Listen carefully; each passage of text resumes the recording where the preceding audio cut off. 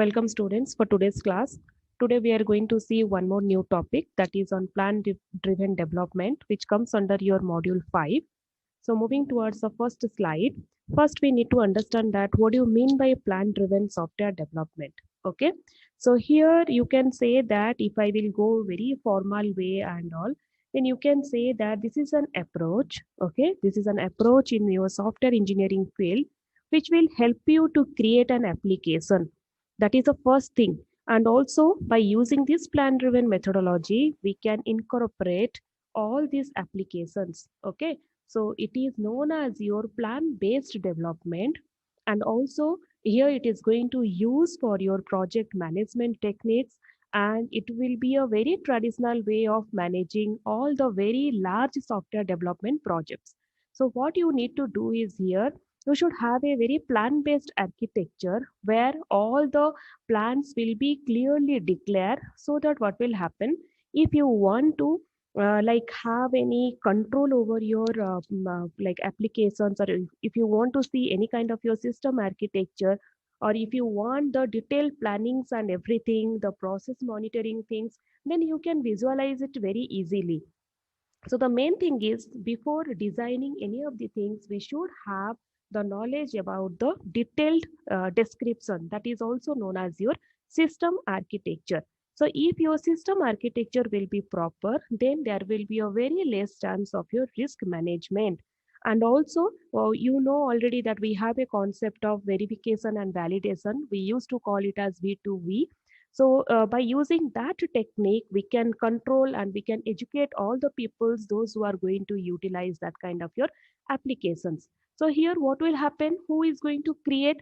So you need to maintain the project plan in such a way that whenever it will create any documentation, or you can say that if it is going to create any kind of your records, then what are the work has been done, and what we are going to do in the future, and what you have utilized from your existing system, everything has to be scheduled properly with your work products.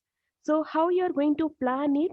So we have some of the methods through which we have to plan. So this planning work has to be done by the managers who is going to support your project decision making things. Okay, and also he is going to measure the progress of your work. So before he plans, what all are the stages will be there, how he is going towards the planning. So first he has to break down, your manager has to break down the project into variety of stages, or you can say that the stakes or task. Okay, so we have to or you can say it is a module wise, fine. So once we have broken down your project into a stages or in a terms of your modules, then what will happen, we can distribute that each of the module, or we can assign that each of the module to variety like developers or resource persons. And then once the it has been broken down into the modules, then each module again has to be defined with some of the composite activities. So that activities also has to be monitored by your managers. Then what will happen, then you have to, once you have assigned your activities and project modules, then the manager has the work to find out the cost estimation, or you can say the task estimation, which is also known as the metrics plan. Okay, what is that now? So here we have to estimate that what will be the aggregate value of your total effort, because if we have utilized this many resource person, then how many days they will take the time to complete the assigned work, that gives us the total effort calculation. Okay, based on that total effort calculation, we have to go for the cost estimation. So once the task has been listed and analyzed for all the concurrencies or dependencies, whatever it has been provided with your resources, persons and all, then we have to, once it has been done, then we have to assemble all together, and we can monitor and go for the final touch of your testing. Then it will be ready for the delivery. And the last stage, always you know that in your waterfall model, we have to go for the maintenance and security. So this is the process how we need to plan properly till your delivery of the any of your applications. So this is the process how the managers are going to take care of your starting of your projects when it has been planned properly. So all these things has to be recorded in the off diary, and they need to write down all the work products whatever has been done. Now moving towards the next slide, here you can see we have some pros and cons about the plan driven development. So definitely any work you start off, there will be definitely some approaches towards your pros and cons. These pros and cons can separately come for your 4 marks of question, or else the total plan driven development question can come for your 8 marks of question. So here what all are the pros and cons you can see. So now here you can see that the arguments in favor of your plan driven approach, which has already been planned before the organization. Now the organization will have or may have some of the issues. So what kind of issues it's going to have? It can have the availability of your staff, or it can have some other projects currently going on, so that so we cannot start a new project because the staff also has to be available for that project. So all these things has to be taken in account, and they have to check it out properly that this kind of potential problems whatever we are getting, it has to be discovered, the solution has to be discovered priorly before starting the project. Otherwise the project will be underway, or you can say it will be under loss. Okay, so if you want to find out the solution for that, then what you're going to do, you should make the early decisions how you're going to revise your plans and all, and how you're going to change the environment so that the software will be developed and it can be used rapidly. So there will be some pros and cons which always comes under if you are halfway of the project also. Maybe that time you can get some of the cons, but the best part is always you need to find out the solution of all the problems whatever is happening. So you need to plan accordingly. So planning is the first method of your development once you started developing and all. Okay, so and also you can have, like, there will be many methods are there where we can have some rank paradigm methods, which is also known as your capability maturity model and also known as your CMM. Okay, so that kind of models we are, or methods we are utilizing in our plan driven development, where we can have the less risk factor. And also there will be some criterion on your quality, how you're going to build up your system engineering, how you're going to coordinate with all the components which is going to be work all together, or if you have already the existing system, in that how you're going to utilize the existing products and going on. So these things, the utilizing the existing products and all, that can be a like your benefits towards your plan driven development. But if you want to see the process of your software development, then this plan driven development is dependent on your software development. So we have to dependent on our waterfall life cycle model also, because it starts with your requirement analysis to design, then coding, then implementation, then testing part, and lastly we have to reach with our maintenance and security. So in each phase we should have the correct specific requirements, and then we need to continue, because this is a flow of diagram where we need to go through that. So definitely will have some pros and cons, but we have to find out the solution and go ahead for that. Now how we are going to have the project plans. Here you can see we have set with the project plans, which gives us the first point will be like how many resources are available towards the project. Then the work has to be breakdown, as I told you before, and then we have to schedule our working out. Then what all are will be my plan sections? The plan sections, the first one will be the introduction to your project, how you are going to start the planning. Then you have to go for your project organization, in where you are going to start with your project. Or if you have taken sign up with some other company, that organization also has to be planned properly. You need to check it out properly. Then the risk analysis. The risk analysis factor comes whenever we will have the resource estimation idea or cost estimation idea. Then only we can find out this risk analysis method, risk analysis factor. then how many hardware and software resource requirements are there, how we are going to utilize all these things, that also has to be taken care. Now work breakdown, then the project schedule, then we need to monitor and report all the mechanisms whatever we have been utilized in our projects. Okay, so these things and all has to be planned properly if you are going to do any kind of your project plans.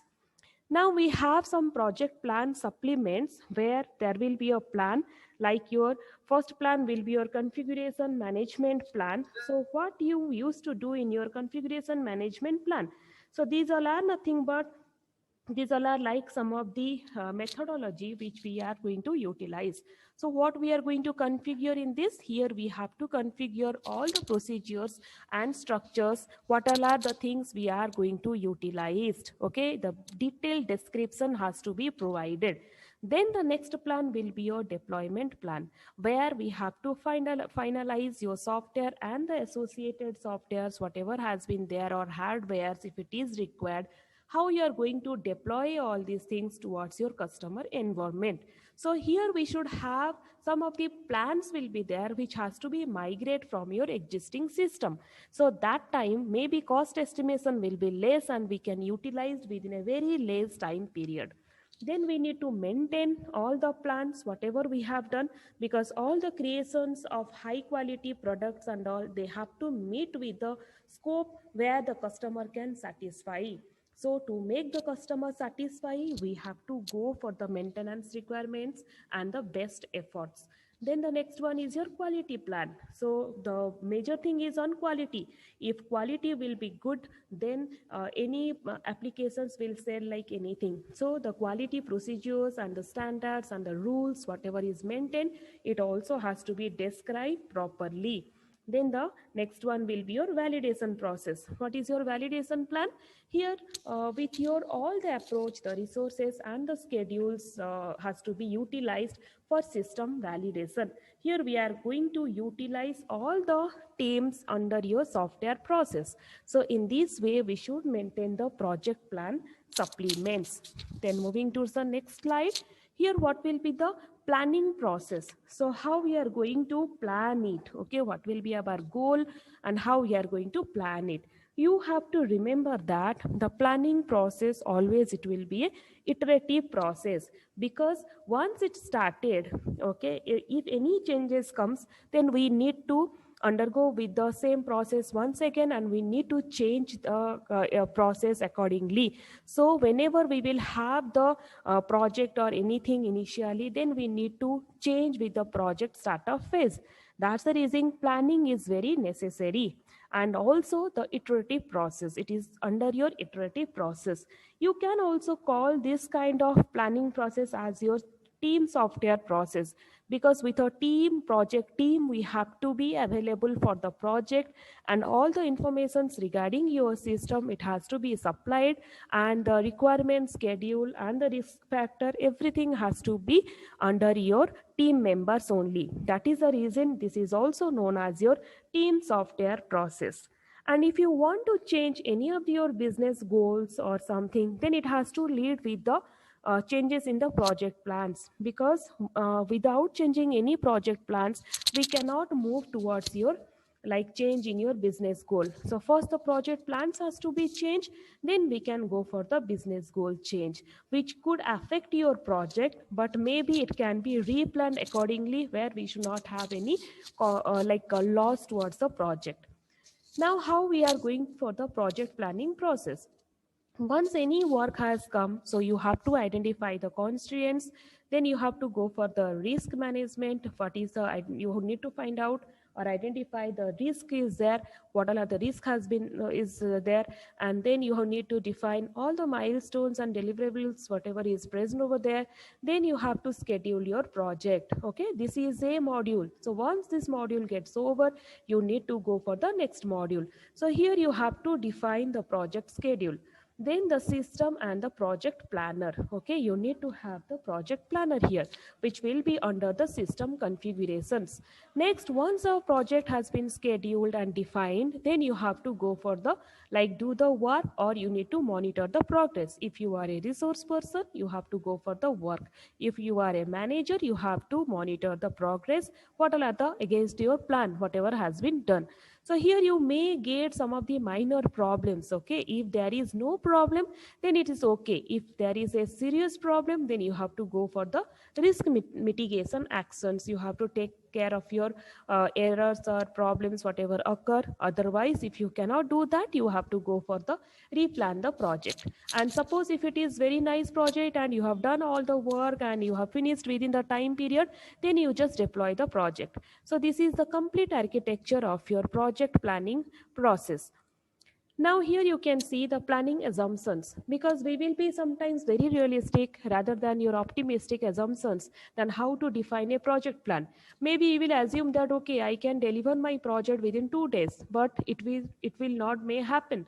So that time some problems with the description, it may come in your time, that how to like execute and how to deal with that, because otherwise it will go towards your project delays. So your initial assumptions and scheduling process, whatever you have given with the unexpected problems into your account, you cannot assume anything, because you should be very realistic while doing your projects. If you can deliver, then it is well and good, but if you cannot, then you should prescribe the time limit, that within this time period of time I can deliver my project. So this is a continuous process, and it is a iterative method where you need to plan and you need to change. And if you go with the something wrong, then also you can reschedule your delivery meetings and all, which should not happen any disturbance towards your project.